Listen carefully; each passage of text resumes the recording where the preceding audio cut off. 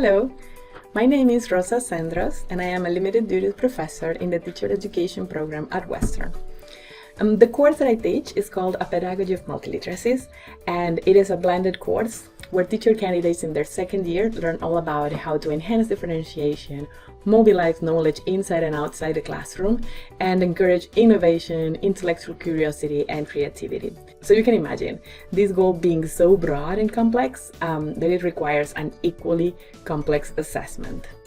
One that not only accurately determines teacher candidates' competencies, but that also serves as a demonstration of how differentiated assignments work, so they can apply it in their future practice as teachers.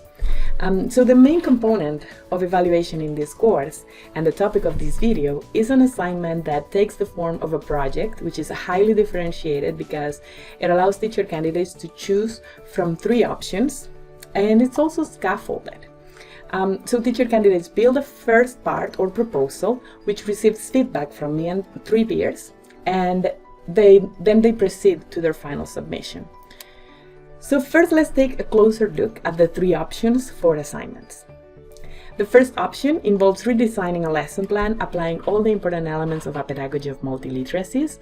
In the course, we study an approach called learning by design, and this option is a direct application of that approach, where they evaluate an existing lesson plan in terms of the 4 knowledge processes, and then they need to improve on it, sort of create a multiliteracies dream lesson plan. The second option involves creating an online learning space that applies principles of multiliteracies. They are required to organize that learning space and to fulfill 1 week of content with materials and assessments. And they are encouraged to thoughtfully integrate essential concepts that we study in class, such as critical literacy, digital literacy, and media literacy. And the third option is creating a knowledge artifact in any format of their choosing. So this adds to that differentiation piece. And this knowledge artifact should be oriented to teachers as a resource to help them implement a pedagogy of multiliteracies, sort of like a professional resource.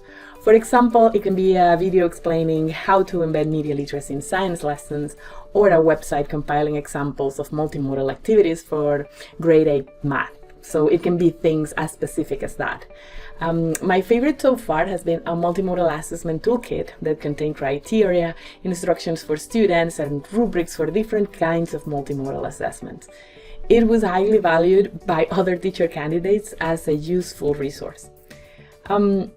So the project submission is scaffolded, I mentioned it before. That is, the teacher candidate submits a proposal by midterm, which receives both instruction and peer evaluation, and they submit their final product at the end of the term.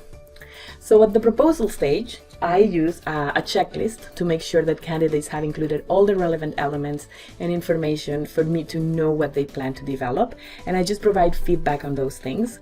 And perhaps make suggestions to change the project when I think something is too broad or complex for the time they have. And equally when I think the project is too simple or not relevant, or it's something that already exists. That is basically the purpose of this proposal stage, to make sure that everyone is on the right track with their assignments.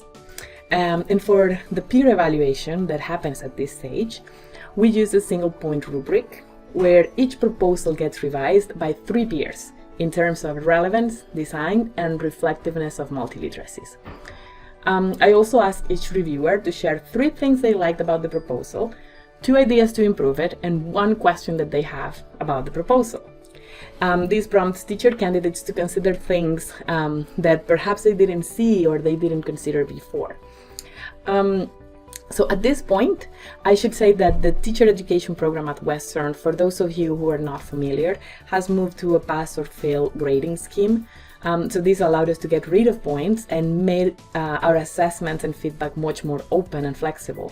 And that's why you won't see points in these rubrics. I just wanted to make that clear. So at the end of the course, teacher candidates submit their final products, and I ask them to accompany it with a 5-minute video where they describe what they did and how they incorporated the feedback from their peers. Again, I use a checklist that outlines everything that the product needs to have. This is the requirement that they need to meet for their project to obtain a pass grade. But beyond that, the criteria and the feedback is really flexible because the projects can be so varied, and I like to give them that space to express in their preferred way and to show their creativity. In terms of what I learned so far about this kind of assessment, first is that it works far better when it's not attached to points. Everything, from my feedback to the peer evaluation.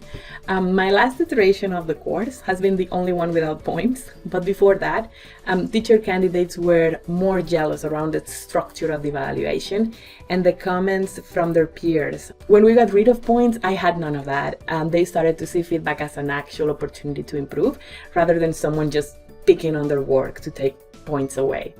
The second thing is that when you're introducing so much variety in the assignment choice, it is crucial to have that proposal stage to check on what students are actually planning to do, that they have chosen an adequate level of challenge, that it will fulfill the purpose, and that it will allow them to demonstrate the things that you are looking for, the things that you need to see to evaluate their learning. My final lesson is that students have come to really like this approach. And the specific reason they mention is how they can really make it relevant to their interests, to their teachable subjects, to the context in which they plan to develop their careers. So that's the reason they mention. The reason that they don't mention, but I know it's there, is that they're really playing to what they do best, and they can adjust the level of challenge. I hope you found something useful in this video, and I welcome any questions you have. Thank you for watching.